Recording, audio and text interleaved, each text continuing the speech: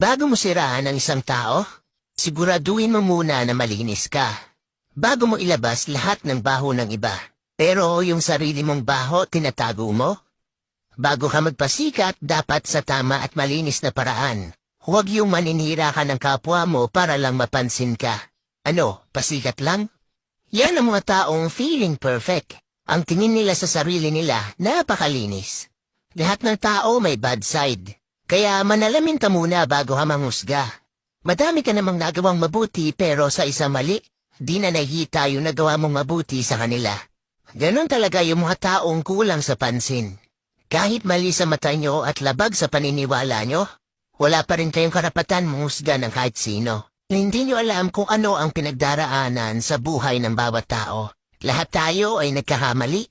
Bas hindi ka aya-ayang tignan ang mga taong nagmamalinis.